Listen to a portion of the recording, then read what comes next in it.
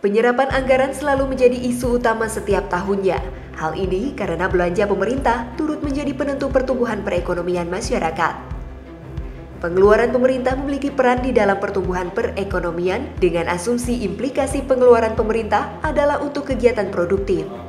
Belanja infrastruktur yang bersentuhan langsung dengan kepentingan publik dapat menstimulus perekonomian. Sebagai contoh, pembangunan infrastruktur dapat mendorong investasi. Dengan adanya investasi, maka keadaan perekonomian akan berkembang karena dapat menciptakan lapangan kerja baru dan menyerap tenaga kerja. Lantas seberapa persen penyerapan anggaran pemerintah Kabupaten Bekasi tahun 2019? Mari kita simak kembali dalam sidang paripurna kali ini. Hadirin yang saya hormati, berkenan dengan laporan pertanggungjawaban LKPJ Bupati tahun 2019 perlu kami sampaikan berdasarkan Undang-Undang Nomor 23 Tahun 2014 tentang Pemerintah Daerah Pasal 69 Ayat 1 dinyatakan kepala daerah mempunyai kewajiban memberikan laporan keterangan pertanggungjawaban kepada DPRD dalam bentuk laporan kinerja instansi pemerintah mengacu pada undang-undang dimaksud, maka LKPJ disampaikan dalam rapat paripurna Dewan yang terhormat dalam upaya pelaksanaan amanat konstitusi. Melalui laporan keterangan pertanggungjawaban LKPJ ini diharapkan dapat memberikan informasi dan gambaran pelaksanaan tugas dan tanggung jawab pemerintah daerah Kabupaten Bekasi. Hadirin yang saya hormati, sistematika penyusunan laporan keterangan pertanggungjawaban LKPJ berdasarkan Peraturan Pemerintah Nomor 13 Tahun 2019 tentang laporan dan evaluasi penyelenggaraan pemerintah daerah yang diatur secara teknis melalui Surat Menteri Dalam Negeri Nomor 700/479/ Otonomi Daerah perihal format laporan keterangan pertanggungjawaban LKPJ secara garis besar yang terdiri dari bagian pertama tentang penjabaran APBD yang memuat alokasi pengelolaan pendapatan dan perubahan lainnya, alokasi pengelolaan belanja dan perubahan serta alokasi pengelolaan pembiayaan dan perubahan pada anggaran pendapatan belanja daerah Kabupaten Bekasi tahun anggaran 2019. Bagian kedua tentang hasil penyelenggaraan urusan pemerintahan yang menjadi kewenangan pemerintah Kabupaten Bekasi tahun 2019 yang meliputi capaian kinerja dan keuangan pelaksanaan program dan kegiatan serta tindak lanjut rekomendasi DPRD atas laporan keterangan pertanggungjawaban atau LKPJ tahun 2018. Hadirin sidang paripurna DPRD yang saya hormati, berpedoman pada peraturan daerah Kabupaten Bekasi nomor 8 tahun 2018 tentang tanggal 28 Desember tentang anggaran pendapatan dan belanja daerah Kabupaten Bekasi tahun anggaran 2019 yang diubah dengan peraturan daerah Kabupaten Bekasi nomor 5 tahun 2019 tanggal 16 Agustus tentang perubahan anggaran pendapatan dan belanja daerah Kabupaten Bekasi tahun anggaran 2019 dapat kami informasikan sebagai berikut.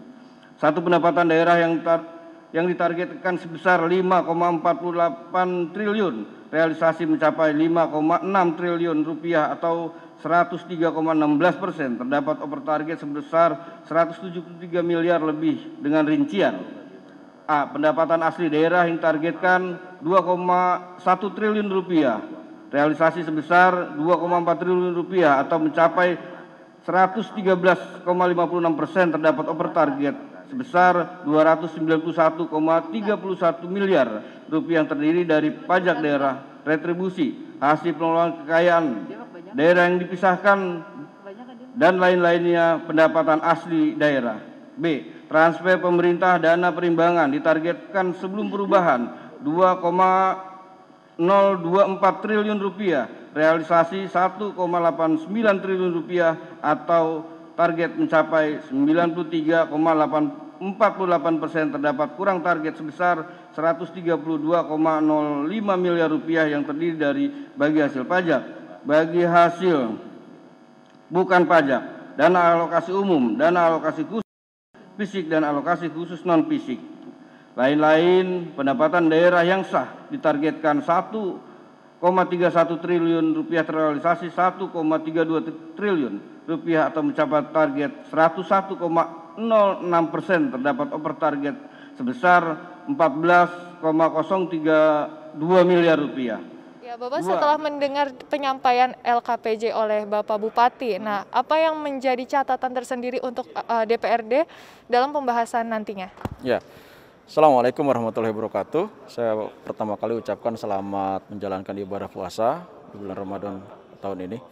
Yang pertama-tama memang ada beberapa hal catatan buat kami ya kan terkait dengan laporan pertanggungjawaban keuangan ya Bupati ini karena memang ini adalah pertanggungjawaban kegiatan Bupati pada tahun 2019.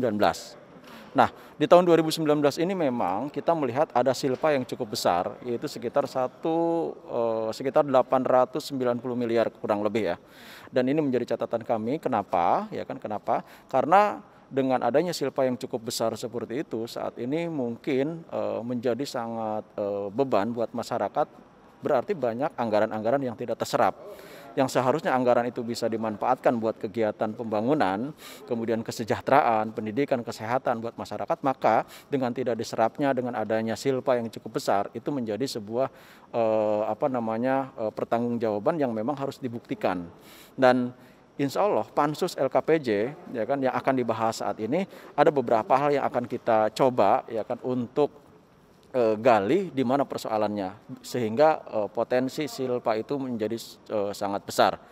Pertama kita melihat ada beberapa yang pertama kaitan dengan serapan anggaran infrastruktur, kemudian pendidikan, kemudian kesehatan, kemudian sosial, kesejahteraan dan lain-lain. Dan itu akan kita bahas secara seksama dengan betul-betul detail begitu kan, sehingga nanti pertanggungjawaban Bupati itu bisa betul-betul dipertanggungjawabkan bukan hanya kepada kami DPRD yang memang memiliki kewenangan di bidang pengawasan, tetapi kita akan pertanggungjawabkan ke istilahnya ke masyarakat juga sehingga masyarakat nanti akan mengetahui dana APBD sekitar 6, sekian triliun itu ya kan itu digunakan untuk pembangunan di Kabupaten Bekasi begitu Mbak.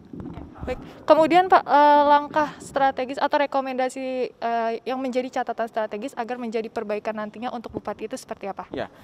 Catatan kami kita akan memberikan rekomendasi kepada Bupati ya kan agar Bupati menyerap anggaran semaksimal mungkin.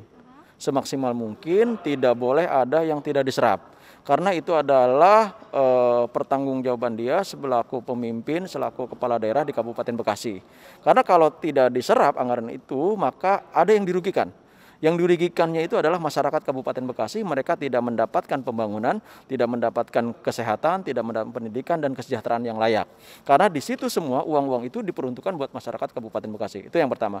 Kemudian yang kedua, kita juga ingin Bupati mengawasi anak buahnya, yaitu SKPD, eksekutif, untuk betul-betul dia bekerja sepenuh hati, karena mereka saat ini kan digaji oleh pajak masyarakat, begitu kan, supaya mereka betul-betul bekerja untuk kepentingan masyarakat, bukan untuk kepentingan siapa-siapa. Dengan dia harus profesional, kemudian dia juga harus betul-betul transparan, bertanggung jawab dengan anggaran-anggaran yang dia nanti gunakan di kemudian hari, begitu Pak.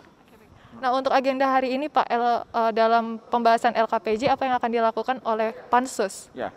Saat ini kita akan rapat ya kan pembentukan pansus. Setelah pansus itu dibentuk tadi di paripurna, kita akan menentukan jadwal untuk melakukan koordinasi dengan eksekutif, dengan SKPD terkait, kapan mereka akan diundang oleh kita begitu kan untuk memaparkan hasil dari penyerapan anggaran selama tahun 2019. Itu yang pertama. Yang kedua, kita juga nanti akan melakukan kunjungan ya kan kaitan dengan keuangan ini kepada Provinsi Jawa Barat, kemudian ke Depdagri kaitan dengan penyerapan anggarannya. Dan kita akan buktikan ya kan bahwasannya serapan anggaran ini ya bisa dipertanggungjawabkan secara akuntabel begitu. Baik, Pak. Nah, target selesainya LKPJ ini dibahas kapan Pak? Ya, insya Allah LKPJ ini nanti akan diparipurnakan tanggal 19 Mei. Tanggal 19 Mei akan diserahkan kepada Bupati dan kita nyatakan selesai ya. Karena kalau pertanggungjawaban ini tidak dibahas oleh kita, maka dia tidak bisa melanjutkan pembangunan berikutnya gitu. Baik, terima kasih Bapak. Ya. Itulah pemirsa wawancara saya bersama Bapak Urya. Mari kita simak selanjutnya bagaimana jalannya kabar paripurna berikut ini.